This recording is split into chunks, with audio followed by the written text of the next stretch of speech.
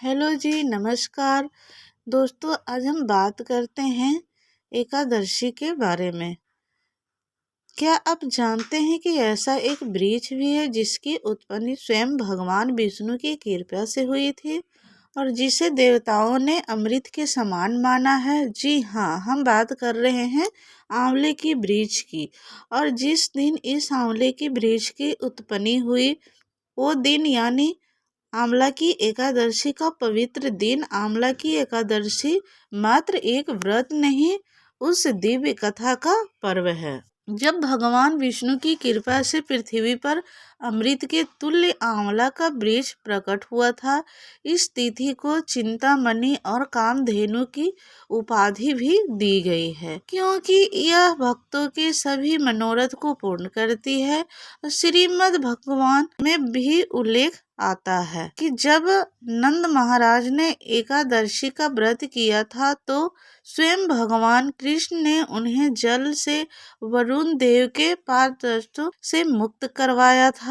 और यह घटना एकादशी व्रत के महत्व को दर्शाती है। एकादशी का व्रत मात्र शारीरिक तप नहीं है, अपितु हमारी आध्यात्मिक चेतना को उन्नति प्रदान करने का एक अवसर है। और जैसा कि आप जानते हैं यह व्रत बस कल आने वाला है, तो चलिए इस आंवले एकादशी के शुभ अवसर पर हम सब भी संकल्प लेते हैं व्रत का सेवा और प्रेम द्वारा भगवान को अपनी भक्ति अर्पित करने का।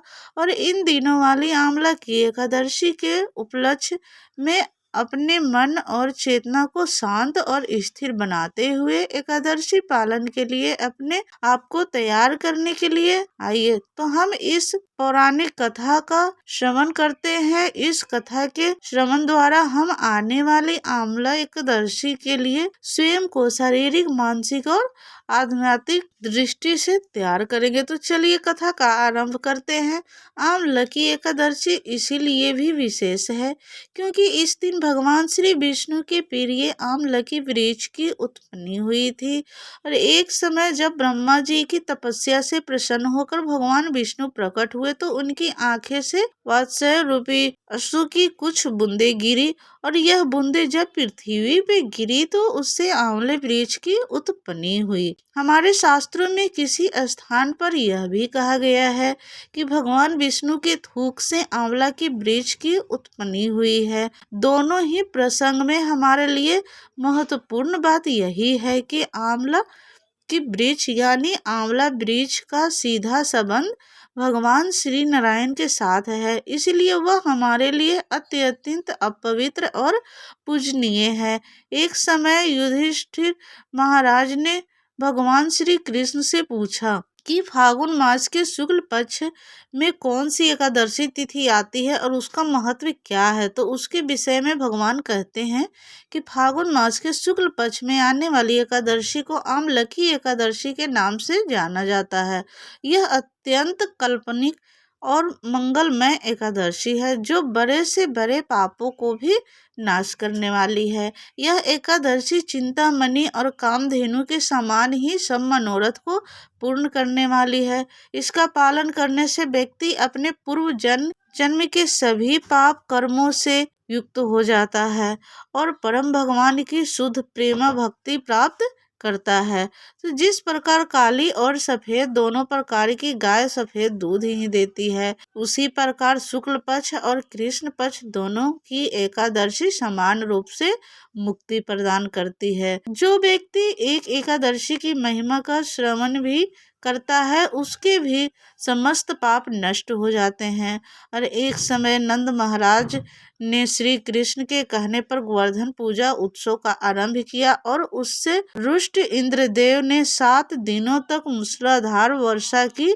यह उत्सव अमावस्या के दिन हुआ था और फिर शुक्ल पक्ष का 9वां दिन बीत जाने के बाद 10वें दिन देवराज इंद्र ने भगवान की कृष्ण की उपासना की और इस प्रकार सभी ब्रजवासी इंद्र के कोप से मुक्त हो गए। तत्पश्चात नंद महाराज ने पूर्णमासी के 11वें दिन संपूर्ण दिन का उपवास करके एकादशी व्रत का पालन किया यानी शुक्ल पक्ष की एकादशी तिथि। इस व्रत का पालन करने के लिए वे अगले दिन यानी द्वादशी पर प्रातः काल में ही यमुना में स्नान करने चले गए और लेकिन उन्होंने बहुत जल्द स्नान कर लिया था, इसीलिए वरुण देव के एक पार्षद ने उन्हें पकड़ लिया। जब काफी समय तक नंद महाराज पानी से बाहर नहीं आए तो उपस्थित सभी लोग गोपगण घबरा गए। उन्होंने सहायता के लिए कृष्ण को पुकारा, क्योंकि नंद महाराज ने पूर्ण श्रद्धा और भक्ति भाव से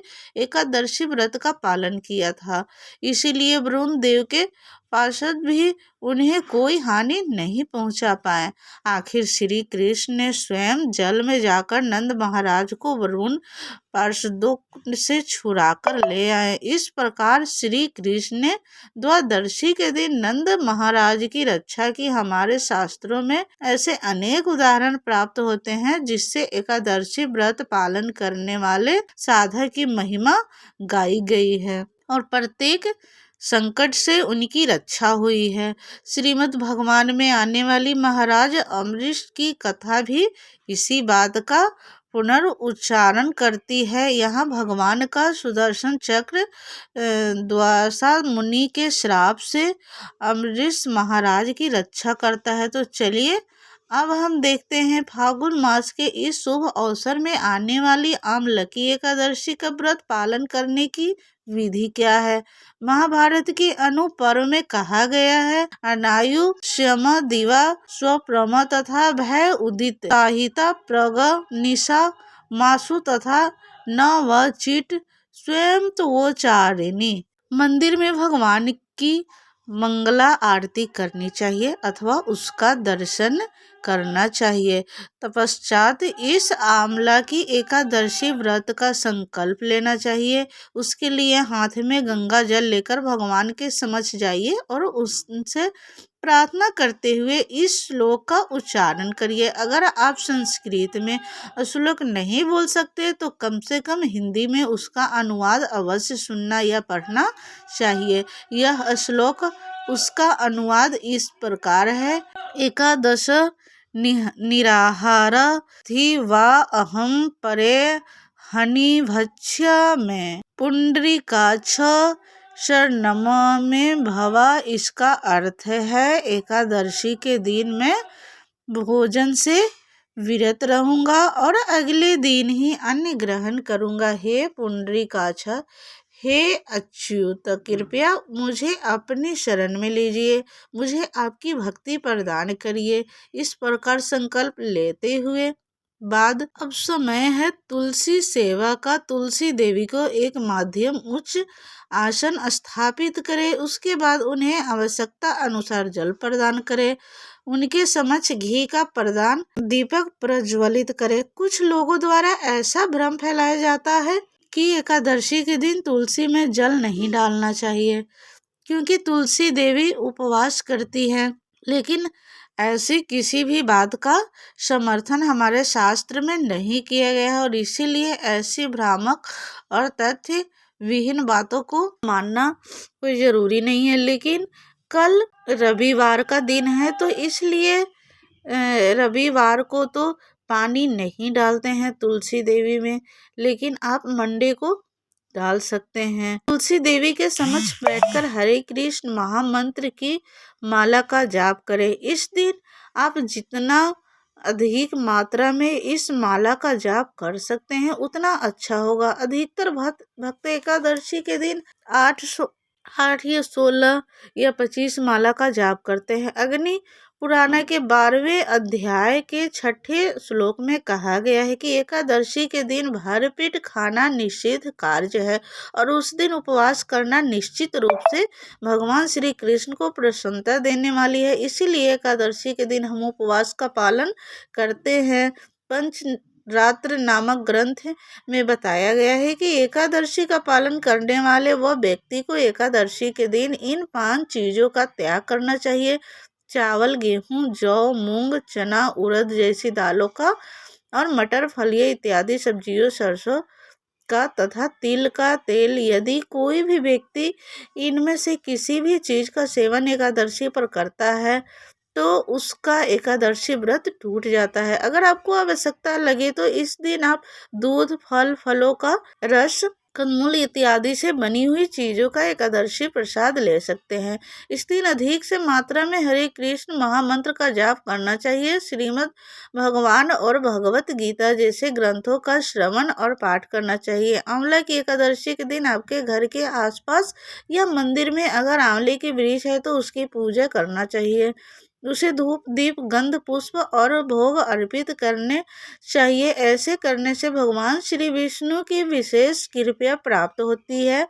अगले दिन द्वादशी पर प्रातः ब्रह्म मुहूर्त में उठकर स्नान इत्यादि से शुद्ध होकर एकादशी व्रत का पालन करना चाहिए। पारण से पूर्व किसी सुयोग्य ब्राह्मण और वैष्णव को अपने घर बुलाकर उन्हें भगवान को अर्पित भोजन प्रसाद खिलाना चाहिए और अपनी क्षमता अनुसार कुछ न कुछ दान अवश्य देना चाहिए।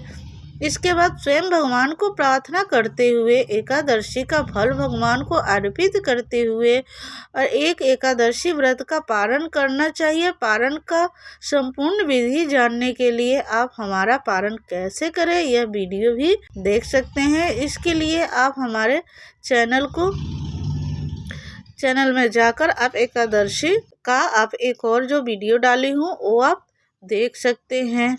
और इसी प्रकार एकादशी से जुड़ी प्रमाणभूत वीडियो बनाकर हम अपनी वैदिक संस्कृति के प्रचार का सानेक कार्य कर रहे हैं। और आप लोगों को हमारा वीडियो अच्छा लगता है तो प्लीज़ हमारे चैनल को सब्सक्राइब करें और लाइक करें एंड बेल आइकन को प्रेस कर दीजिएगा ताकि आपके पास सारे नोटिफिकेशन आते रहेंगे।